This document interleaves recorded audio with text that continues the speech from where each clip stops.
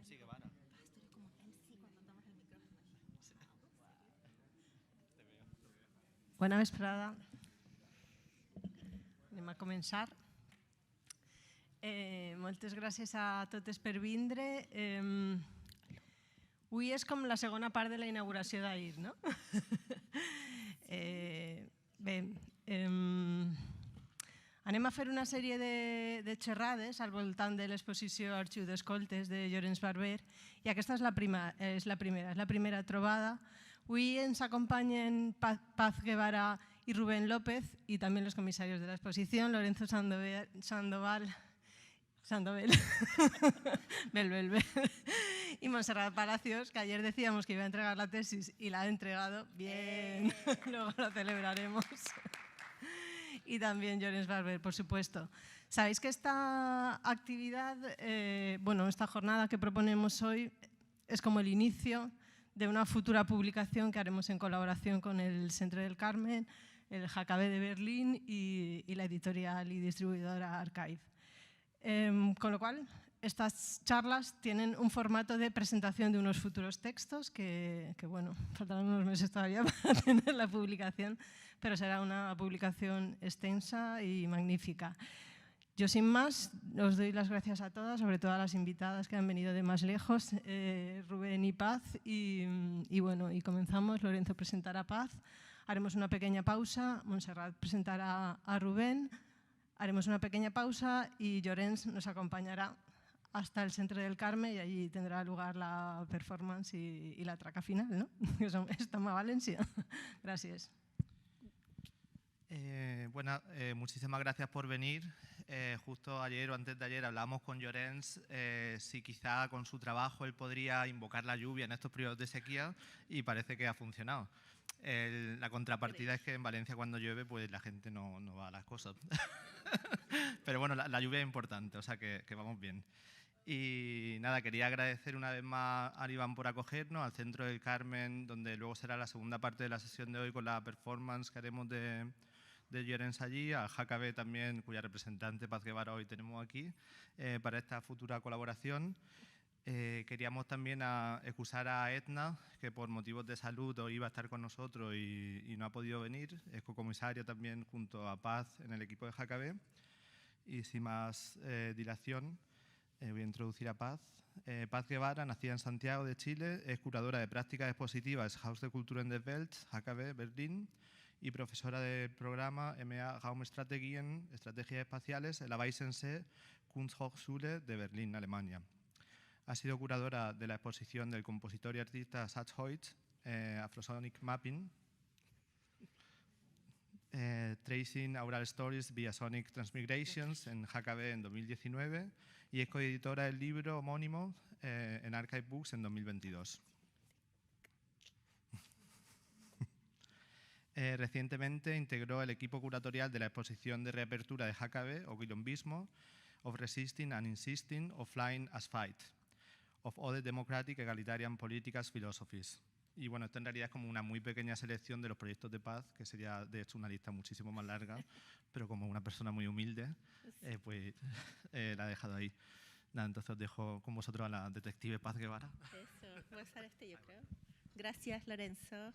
Gracias, Nuria, Lorenz, Montserrat, Pedro, Tono, que está en camino, y a mi colega Edna Martínez, con quien preparamos juntas esta presentación. Desafortunadamente le dio un COVID terrible y escuchamos por sus mensajes de voz esas señales acústicas de pandemia y obviamente que le tuve que ayudar a que tomase coraje y fuese al doctor y se hizo los exámenes. Y para nosotros es una ocasión muy preciosa venir a compartir con los colegas del IBAM, con Lorenzo, con Lorenz y Montserrat, la apertura de esta exposición ayer y también tener la oportunidad de ir al Centro del Carmen, que fuimos hoy con Lorenzo, muy estimulante, y coimaginar cómo puede ser la obra, la activación de la obra de Lorenz en el 2025, en marzo seguramente, en Berlín, en uno de los lugares que Lorenz ya ha activado en 1996 y desde donde también yo voy a ir entretejiendo prácticas y pensamientos de este nuevo capítulo de la Casa de las Culturas de Berlín con las teorías y las prácticas de Lorenz para comenzar esta coimaginación y entender también a través de tu práctica y tus conceptos, dándole valor a prácticas a través de las generaciones de otros artistas. Y para nosotros ha sido muy importante conocer tu concepto de estas contemporaneidades plurales, no una contemporaneidad lineal que sucede a la modernidad en línea, sino a esta multiplicidad que se relaciona obviamente con el concepto de Lorenz y que Rubén López Cano va a hablar en profundidad de la plurifocalidad. Y bueno, como detective, así como lo ha anunciado Lorenzo, he ido ahí con mi chaqueta beige de detective, a encontrar estos rastros, estas pistas de este gran concierto de sol a sol que hizo Lorenz en el contexto de un festival de Klangkunst organizado por la Akademie der Künste y HKW en las afueras de la Casa de las Culturas en HKW en Berlín en 1996. Y aquí vamos a ver muchos de los elementos de la estética de Lorenz y también de su pensamiento, como las campanas portátiles, vemos aquí. Pero también están las campanas colgadas y entrelazadas con los árboles. Y por supuesto también está este carrillón que está en las afueras del HKW. Entonces, imagínense, in situ, partiendo esta coimaginación desde lo que tenemos, desde nuestro contexto, desde nuestro lugar, cómo activar ese campanario, lo que específicamente se llama este carrillón. Y esa es una visión actual donde también se ven las banderas de Adama Delphine Fabundú, que son parte de esta reapertura del HKW con el nuevo director, el curador y autor, pensador, también profesor, Bonaventure Nidikun, con el que hemos copensado una práctica más allá del espacio cerrado de la exposición, sino público. Entonces, cómo Lorenz nos ayuda a ir más allá en esta práctica pública hacia el espacio exterior. Y muchas veces lo hemos contextualizado y conceptualizado cómo a través de las prácticas expositivas, que es lo que yo hago en HKW, transformamos nuestro espacio más en una membrana, así como que perforamos las paredes y lo que está dentro se une con lo que está afuera y lo que está afuera empieza a entrar, así como disolviendo esas divisiones, tal cual Lorenz disuelve las divisiones lineales de lo contemporáneo y lo tradicional, o lo contemporáneo y lo moderno, lo contemporáneo y el pasado. Imagínense que muchas prácticas hayan sido relegadas al pasado, es como un castigo así épico. Ustedes y sus prácticas serán condenados a estar en el pasado. Entonces este llamado de Lorenz también es darle reconocimiento, dignidad, valor a estas prácticas que utilizan elementos tradicionales como las campanas, vamos a ver una cita muy linda que encontré, y nos ayudan a conectar temporalidades, en este caso espacialidades, el adentro y el afuera, para hacer una casa de las culturas, un museo, podríamos decir, que fuese más social. Y ahí el concepto de plurifocalidad es muy bello y potente, porque señala que hay focos simultáneos, no solo sonoros, sino que de escuchas, como Rubén López Cano ha definido, no solo la plurifocalidad de la musicalidad, los instrumentos, pero de quienes escuchamos y también de todos los seres que están en ese momento en la ciudad, como el viento, los pájaros. Hoy día me quedé muy maravillada cuando Lorenzo me contaba sobre una de tus obras dedicada a los pájaros. Imagínate en este Tiergarten, donde estamos viendo esta imagen, está lleno de conejos, por si te quieres inspirar pensando, pájaros, hay pequeños zorritos. Entonces estamos en un ecosistema donde el paisaje también comienza a sonar. Lo que comentaban ayer en la conferencia, no un paisaje distante, romántico, objetualizado, pero un paisaje que tiene agencia. Y para compartir con ustedes de muchas de las prácticas y experimentos que hemos hecho para acercar el arte a la gente, que también es una frase de Joseph Renaud. Hubo también acá una retrospectiva de Joseph Renaud muy estimulante, y eso también se conecta de alguna manera muy precisa con Berlín, porque Joseph Renaud emigró a México y después a la Alemania Oriental, al Berlín Oriental, o sea, muy cerca de nuestra Casa de las Culturas. Y él tiene esta frase que el muralismo lleva el arte a la gente, o sea, a través de estos muros públicos. Y en parte hemos hecho este experimento de hacer muchos murales a partir de la reapertura. Espero que se ve bien, ¿sí? Y estos son los 14 lienzos que formaban un mural de 2 capítulos de Alberto Pita en las 2 fachadas de Jacabé, que contaba la historia de los quilombos de forma histórica, desde la espiritualidad, todos estos orixás que protegen a la cultura afro-brasilera en distintas comunidades de Brasil y otras partes, y también las comunidades de quilombo contemporáneas, dándoles también esa agencia y esa presencia contemporánea, no como algo histórico, sino que presente. O otro ejemplo de esta performance que fue muy bella de Vanessa Herman, que te invitaba a una conversación y cada uno recibía una pregunta en el jardín de Jacabé, en las afueras, y esa pregunta tú la tenías que guardar para ti sin decirla. Y una pregunta existencial. Y al final se celebraba una unión y se caminaban juntos. Era muy emocional, alguna gente lloraba porque le tocaba una pregunta que le tocaba el corazón o la vida, y se desarrollaba en las afueras. Para Vanessa Herman era muy importante activar este espacio exterior, y eso es interesante de compartir con ustedes, porque ese territorio de Jacabé antiguamente parece verde, como que si no hubiese historia anterior, así como estos cortes que hacen los conceptos, pero era un barrio judío que fue eliminado y se construyó luego este verde y esta casa, este edificio, en 1957, en plena Guerra Fría, y fue un regalo de Estados Unidos al Berlín Occidental. Entonces, como también este regalo que simbolizaba la modernidad, en ese momento la libertad de expresión, y los valores occidentales contra el bloque soviético, cómo ciertas prácticas pueden desmodernizar. Entonces también en la inauguración estaba el grupo Forum Brasil, que practica el candomblé. Entonces esa ya era una práctica que ponía en cuestión esta idea de la cultura occidental como superior, y ahí también es otra forma de entrar a estas pluralidades de mundos, pluralidades contemporáneas. En Jacabé también hemos hablado del pluriverse, que no hay una cultura universal. Usualmente la cultura dominante universal es la occidental, sino que hay muchas culturas, por lo tanto muchos universos, por lo tanto es pluriversal en vez de universal.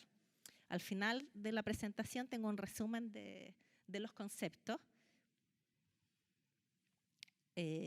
porque creo que una de las prácticas postcoloniales o anticoloniales es justamente lo que Lorenz ha estado practicando en su carrera y lo que también intentamos otras generaciones también hacer, como decía, con modestia, pero activos, es cuestionar esos conceptos. O sea, cuestionar ese concepto y definición de lo contemporáneo como un periodo lineal de lo actual, y que relega muchas prácticas que utilizan elementos antiguos al pasado o a categorías que no son del arte contemporáneo, sino como si fuesen folclore, por ejemplo.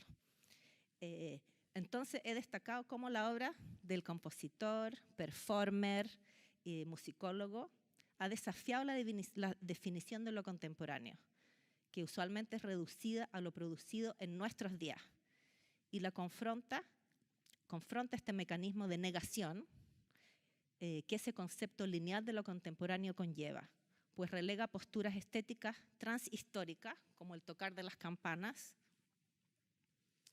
híbridas o indeterminadas al pasado o a otras categorías como de lo folclórico.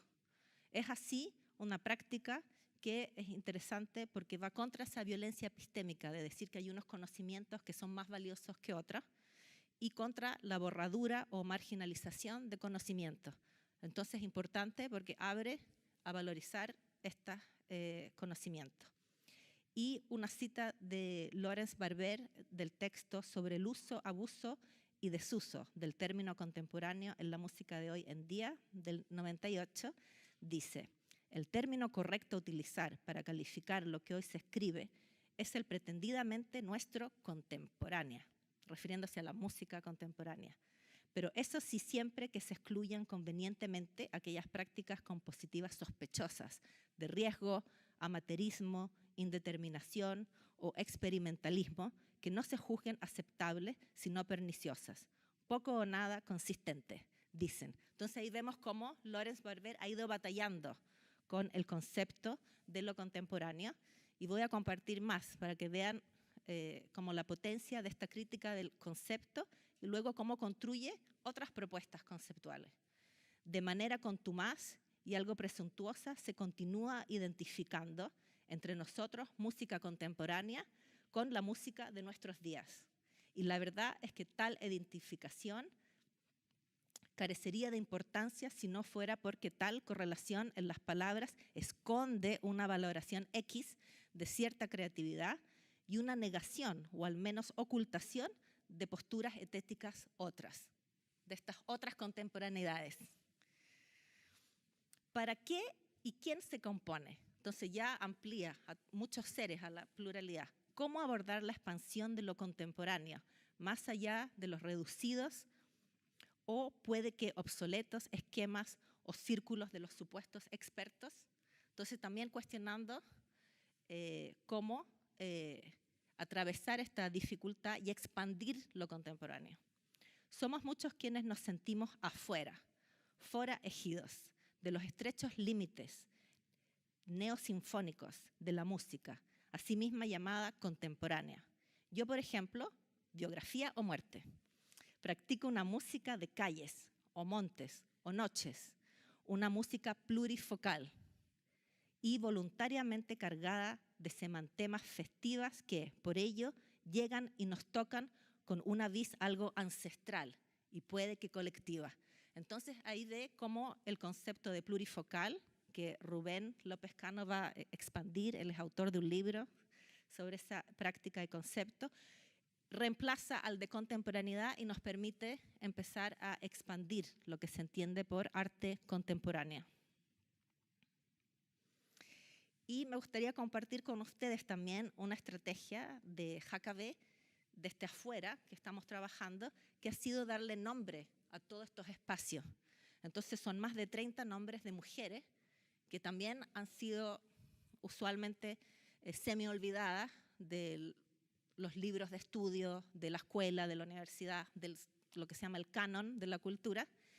Y, por ejemplo, muy cerca de la Torre del Carrillón está esta agua que se llama Violeta Parra, que yo te comentaba ayer. Y Violeta Parra, yo soy de Chile, es una gran cantautora, también artista, estuvo en la Bienal de Venecia, en esta Bienal de la edición anterior dedicada 90% a mujeres con sus arpilleras. Y hemos dedicado ese espacio a Violeta Parra, muy cerca del Carrillón, donde queremos reactivar tu obra del 96.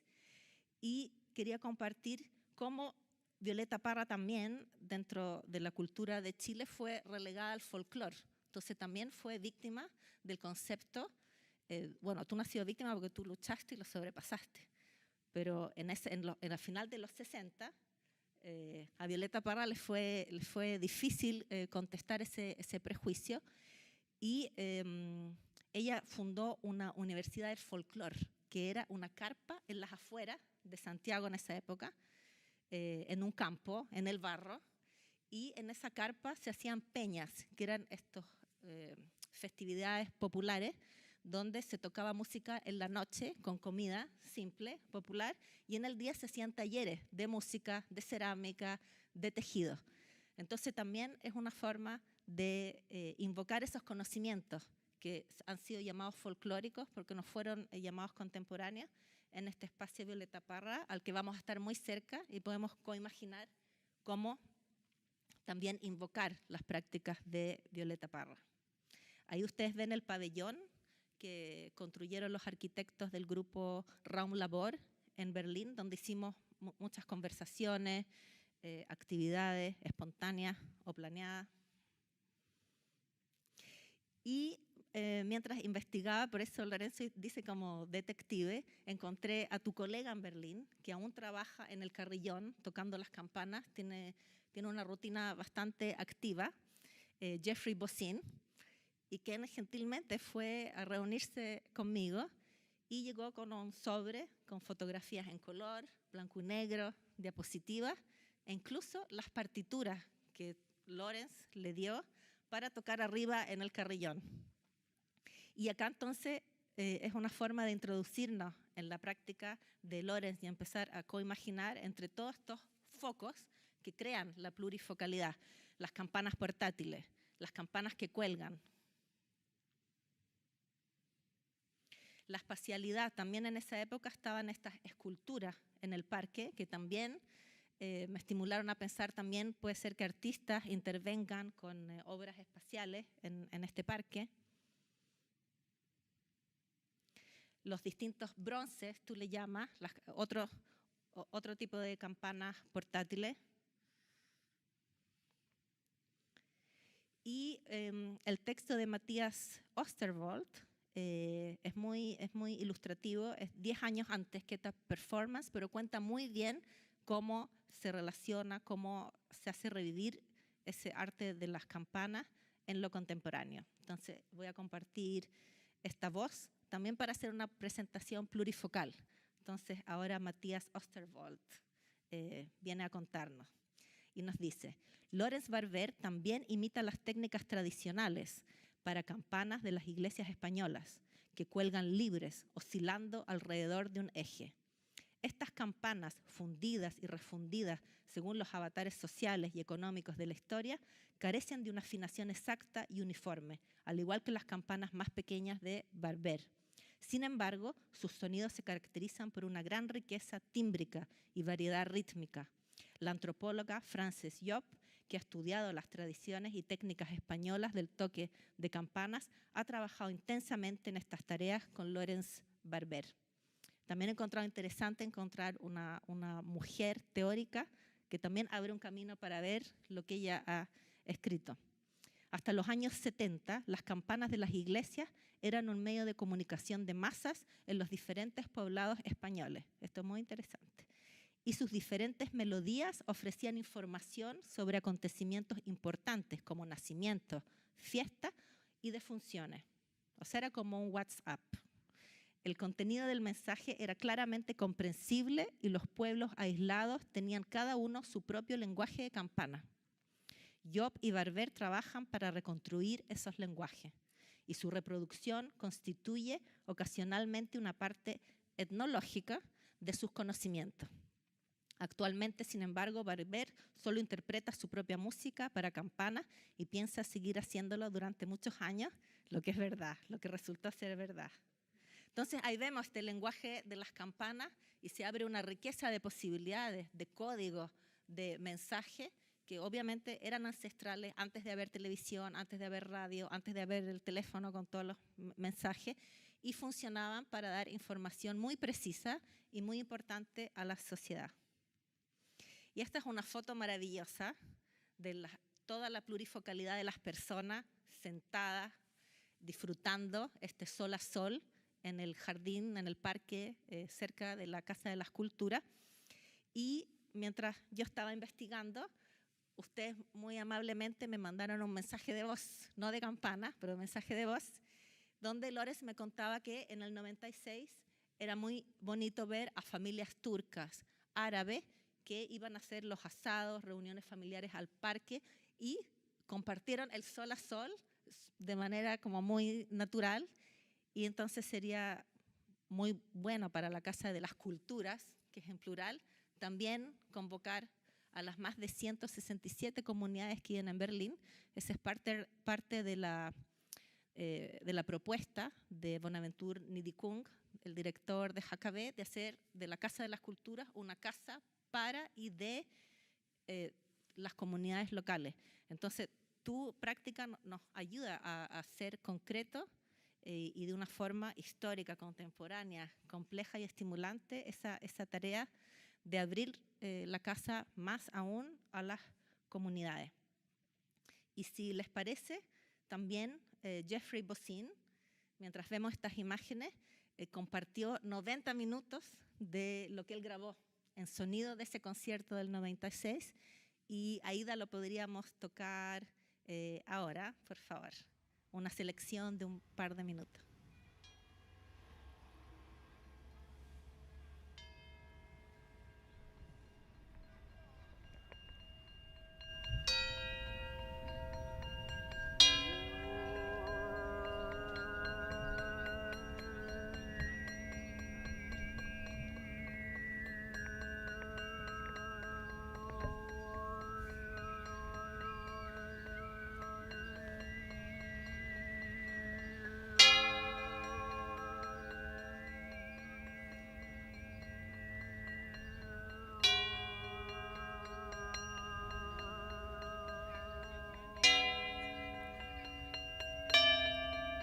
Puedes cerrar los ojos.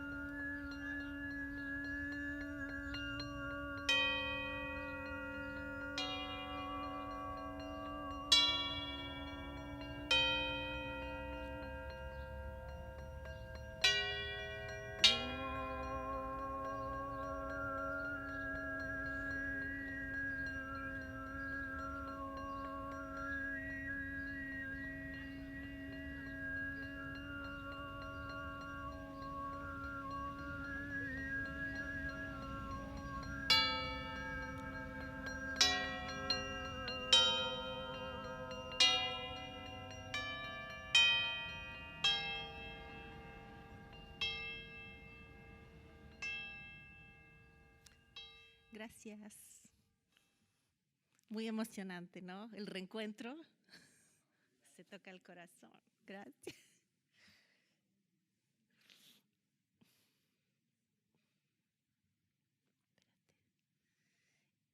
Y si bien habíamos comenzado con la crítica, cómo contestar este concepto de lo contemporáneo, justamente eso es la práctica postcolonial o anticolonial, de hacer propuestas de otros conceptos, otras puertas que nos lleven a otros lugares, otros conceptos que nos hagan ver la realidad diferente, que la expandan, que den otras múltiples direcciones. Y uno de esos conceptos, además de la plurifocalidad, es linguo-faringampanólogo. Y así como escuchamos cómo la lengua, la faringe, se une con la campana, el aire, la respiración, que es la vida, es este concepto que Lorenz ha creado exactamente a partir de esa práctica contemporánea con las campanas muy ancestrales. Entonces Lorenz dice de sí mismo: aunque he construido mi propio campanario portátil, no soy un inventor. Me limito a parcelar el sonido. Soy un simple linguo-faringampanólogo que acorta el tiempo, un material endeble con mis locuras sonoras. Y Matías Osterwald continúa a contarlos. La linguo-faringampanología, lo traduzco, es un arte y una pseudociencia que trata del movimiento de platillos de campana, cráneos, músculos, campanas, máscaras, uniendo lo externo, la cavidad metálica de la campana, con lo interno, la cavidad bucal. Esta última es una cavidad dual y su soplo, respiración y canto, al entrar en contacto con la cavidad de la campana, generan un calidoscopio de sobretonos y retroalimentaciones que siguen sus propios caminos, laberintos aerodinámicos. La sonoridad de una cavidad alimenta a la otra. El metal se convierte en carne y la garganta se vuelve metálica. La boca es un doble filtro, un resonador tanto para las campanas como para sí misma. Ingiere el sonido de las campanas y al mismo tiempo lo estimula con la respiración y los sonidos, creando vibraciones simultáneas. El resultado es una colisión, un matrimonio del que surge un tercer elemento, clarificador y bello, que el público escucha: la lengua y los labios, que a veces acarician la campana, y el cuerpo, que se sitúa muy cerca y ligeramente por debajo de las campanas, conducen a una danza ritual de los brazos a la altura de la cabeza. Y cuando Lorenz hizo esta performance, este concierto, este Sol a Sol en Berlín, también se publicó un catálogo después de esta larga aventura cósmica. Ayer comentaba con Lorenzo que a veces en muchos textos describen a los artistas como internacionales o a los eventos, las bienales internacionales, pero el concepto de internacional también está ligado a esta visión occidental de los Estados-naciones, y si bien algunas descripciones honran mucho el arte internacional, en este caso es un arte cósmico que conecta el cuerpo con todo el entorno. Y me ha gustado mucho leer el concepto en ese catálogo de una música errante que justamente va por los espacios, cruzándolos, fluida, que lo escribe en el catálogo Alain Limoges. El tañido de las campanas toca la subconsciencia colectiva e individual. La resonancia de las campanas llena la ciudad de un sinfín de connotaciones y mensajes ancestrales, una música errante. Barber ha liberado la música del espacio cerrado para esparcirla al viento, del espacio cerrado de los auditorios, de las salas de concierto, como hablaban ustedes ayer. Compone con el lugar real. Por eso es importante que hagamos ese trabajo de detective, para ver el lugar real. Busca redescubrir lo festivo y al hacerlo acepta las influencias externas y los excesos de la naturaleza, incluso haciéndolos sus cómplices. Una música irregularis, como se llamaba al tumulto de las fiestas populares del siglo XV. El maestro de ceremonias pasa a un segundo plano. Se reivindica la función social del músico, la reintroducción de lo bucólico y lo carnavalesco, la agitación de recuerdos y sobre todo la recuperación del espíritu comunitario. Y ahí vemos todas las comunidades, los múltiples mundos. Y también este diálogo ceremonial, si bien el maestro pasa al segundo plano, con el trabajo de detective de investigación, he encontrado a tu colega Jeffrey Bossin, que estuvo muy contento de escanear una diapositiva, porque eso no lo podía hacer yo tan rápido, en su casa, para que viésemos a los maestros de ceremonia detrás de esta plurifocalidad en 1996 en el Tiergarten, y una foto muy bella de Lorenz ahí, de sol a sol. Voy a volver a eso. Y como también Matías ya había conceptualizado Osterwald sobre este diálogo ceremonial. A lo largo del concierto, él se refiere a un concierto anterior, pero aplica igual. A lo largo del concierto, que duró aproximadamente 50 minutos, tocó un pequeño campanario portátil, utilizando mazos, la respiración y la voz. Sin embargo, no daba la impresión de estar tocando un instrumento, era mucho más un diálogo ceremonial entre el instrumento y el intérprete, un encuentro entre la cavidad metálica de la campana y la boca húmeda y carnosa, una expresión de comunicación absoluta.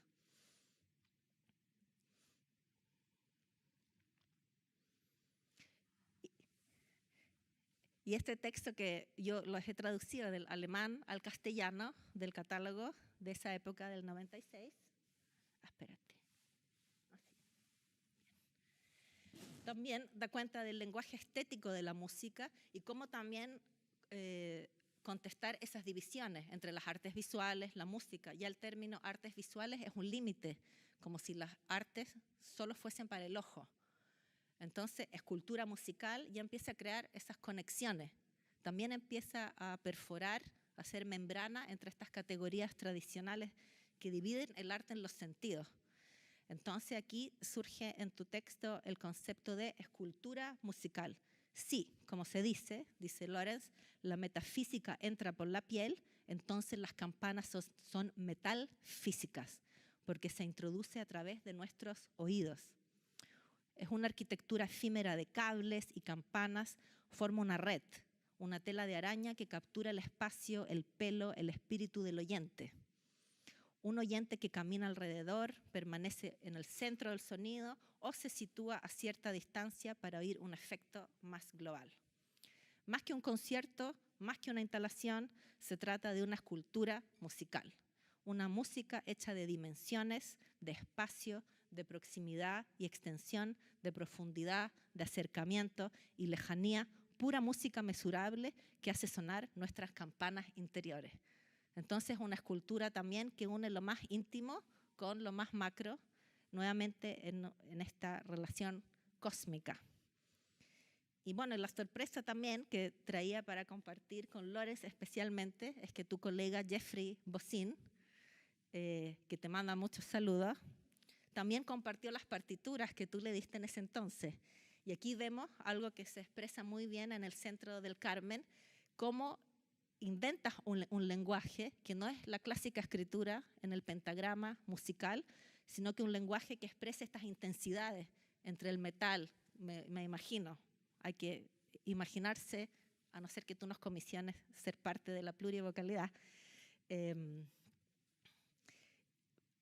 tú le dabas a algunos de los encargados en ejecutar o campanas portátiles o las campanas de los que colgaban, o tal vez era para los pájaros, para Jeffrey él mismo, y se ven estas intensidades y estos lenguajes nuevos como una poesía visual para crear esta estética y esta escultura musical, esta plurifocalidad, estas contemporaneidades paralelas.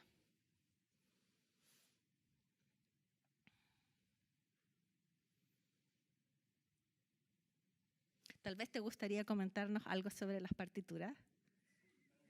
Sí. Aquí hay un micrófono. Ahí sí.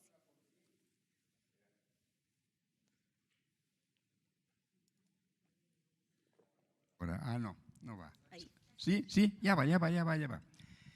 Para aclarar tus palabras, que estaban muy claras, pero por si acaso alguien se despista. Un de sol a sol es un reto. Uno no para, desde que sale el sol hasta que se pone. En este caso, que es muy raro. Yo es la primera vez que hice una versión diurna. Después he hecho más en Madrid con unas barquitas y la ayuda de Montserrat en el jardín del Retiro. Todo lo normal de un de sol a sol es que sea de noche, que uno espera que el sol se ponga, tomando felizmente una paellota con 500 amigos que se acercan, y de ahí me pongo a tocar, y lo bonito, el reto consiste en no parar la actividad, sosteniendo, digamos, el movimiento del cosmos o de la constelación o de ese contexto que nos acompaña, hasta que el sol sale. Y cuando el sol sale, ya sabéis que empieza primero iluminándose. Primero hay un Júpiter ahí que sale al este siempre. Ex oriens lux es la frase de los clásicos. Y la luz va viniendo pelín a pelín, trocito a trocito, con lo cual desde que el cielo empieza a convertirse en azul hasta que sale el sol y te dan los ojos, pasa una cantidad grande de tiempo. Y eso hace que todos nos despertemos, porque mi público acaba bien betrunken, durmiendo tranquilamente, y empieza todo el mundo como, aquí pasa algo, ya no está tocando suavemente y acompañando la oscuridad de la noche, sino que está preparándonos porque ya llega el final. Y el final es que ni Anton Bruckner, me dura 45 minutos de final. Y empezamos todos a sonar. y acaba todo el mundo sudando porque 45 minutos sonando, dándole a los músculos, pues es algo enorme, enorme, enorme. Por fin, cuando ya el sol viene, ya descansamos, paramos, ya caemos al suelo, nos abrazamos y se acabó la ceremonia de 24 horas. Entonces, ¿qué juega esto aquí? Cuando el Klangkunst este enorme, es el festival más enorme que ha habido nunca en la humanidad, todo dedicado a los músicos más raros del mundo. Había y éramos de todas las naciones. De España solo estábamos Fátima Miranda, que hizo su trabajo en el Hebel Theater, y yo que al final encontramos esta solución. Y este señor Matthias Osterbult, que yo había conocido 10 años antes, en el 86, fue mi primer concierto en Berlín, pues él hizo ese escrito, que yo no le diré que le dictaba, pero que yo le ilusionaba. Y él no encontraba, decía, Llorens, no sé dónde ponerte, no hay campanas, porque en Berlín la maldita guerra tiró todo. Dejó solo una pequeña torre medio rota, medio tal, que no tiene ninguna campana, como para hacer postal, como un recordatorio, memento mori, porque el mundo es complicado y nos metemos en unas guerras, ese tipo de cosas. Pero al final él encontró algo que yo no sabía. Yo al Tiergarten no había ido. Yo cuando voy a un país lo que me dedico es a otras cosas mucho más rastreras, a buscar libros, a compañeros, lo que sea así, como para continuar la vida creativa. Y él entonces se acercó y conoció que esta torre que veis ahí llena de campanas es un regalo de la Bayer, en la Guerra Fría. Pues la Bayer se enriquece y todo lo que tiene que tal, y construye esa torre con un carillón, que no carrillón. No solo una R, pero es así de bonito, porque a todos nos gusta poner carrillón, pero cuando uno lo escribe tiene que quitar todas las R's. Bueno, pues entonces, y encontraron que la llave la tenía Jeffrey Bosan, y Jeffrey es un gringo que vive en Berlín y no quiere parar, él está allá. Y cuando yo le escribí esto, yo le expliqué qué era un de sol a sol. Yo quería que me acompañara en el reto. Vente, tráete todos los coñacs que quieras, pero no pares de tocar desde las 6 de la mañana hasta las 10 de la noche, que se pone el sol cuando es la primavera ya muy florida. O sea que son 15, 16 horas de no parar. Y no me hizo ni puto caso. Él con su pajarita se cansaba de estar allá, venía a hacerse fotos, graciosas fotos que son. Él venía allí, se ponía a charlar, a hacerse fotos, y yo, pero déjame, que yo estoy en una ceremonia de la que no quiero evadirme. Y no había manera. Bajó varias veces, hablamos, no hablamos, le pegué una patada, vete, sube y toca si quieres y lo que sea. Y entonces, como no sabía qué darle, tuve que componer. Y algo fácil de lectura, y le escribí como 15 hojas, son piezas distintas. Veis que acaba con doble raya, eso quiere decir que eso acaba y le puede dar la vuelta a cada una de ellas o solo leerla una sola vez y parar. Entonces, bueno, pues yo le di un montón de hojas, él se las debió mirar o no, no hacía falta, porque la escritura ya es una escritura para un profesional sencilla, pero con la intención de que él hiciera lo que quisiera, que eso es lo bonito, pero quería evitar, si no le das una materia, digamos así, entre nosotros, rara, pues te puede tocar un vals, y ya eso ya no me hacía ninguna gracia. Yo le dije, esta es la materia, distribúyela como quieras, pero no te salgas de ella.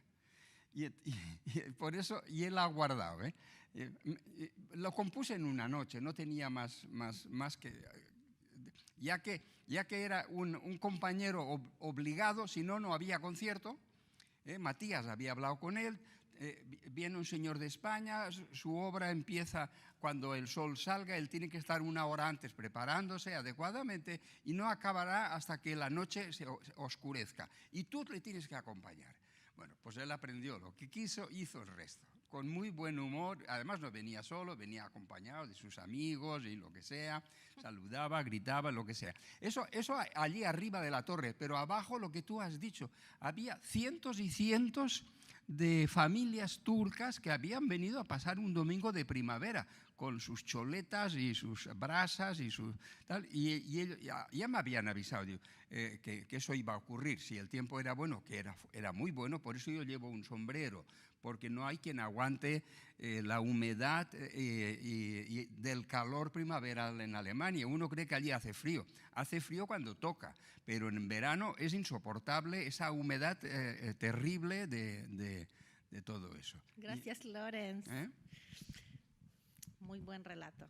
Ahora ya contextualizamos las partituras y voy a concluir para que luego siga Rubén López Cano con la pregunta: ¿cómo el concepto de Barber de plurifocalidad crea estrategias espaciales, como hemos visto, horizontales? Se reparte la agencia, horizontales de la escucha en el espacio público.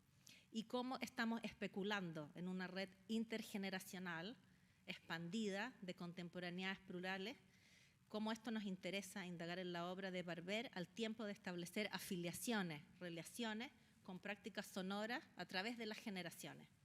Y solo presentar brevemente, por ejemplo, con la obra de David Zink, que vive en Berlín. También hay una obra de él en el centro del Carmen. Él ha construido esculturas que son instrumentos musicales. O la obra de Tomoko Sauvalle, que también entre agua y pocillos también hace una experimentación sonora. O Rolando Hernández, también el trabajo con archivos.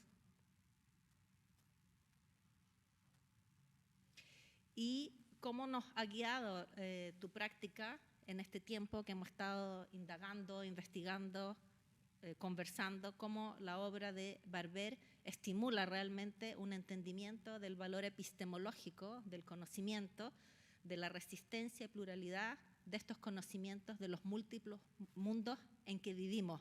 Entonces empezamos a ver nuestro mundo, estos pluriversos, estas múltiples cosmos a través de tu práctica y tus conceptos.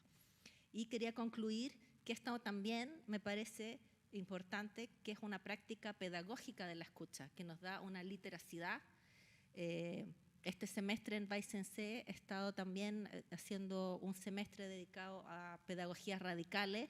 Me alegra que Renata Cerveto está aquí, que fue mi invitada en la clase, porque has editado esos libros con tu práctica de pedagogía.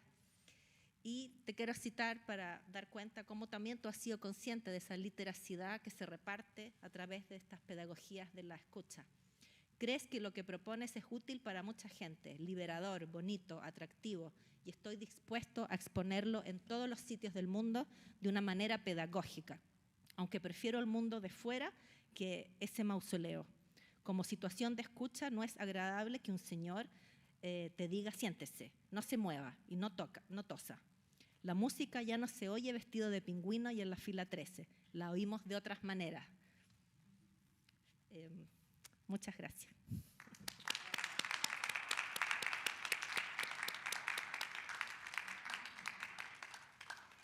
Y bueno, tenemos algunos minutos si quieren hacer una pregunta, y por supuesto cuando vi la exposición ayer no pude sino ver el montaje de la exposición como una invitación a esta práctica de la pedagogía de la escucha liberadora, que te activa a sentarte y conversar. No es un espacio expositivo del silencio, sino de la conversación, y que finalmente estas islas, escritorios o situaciones en algún momento se unen y forman como una asamblea en las que también se puede dar la plurifocalidad de forma colectiva.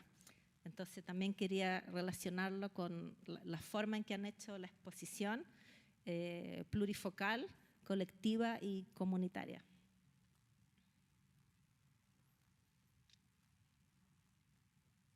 ¿Hay alguna pregunta?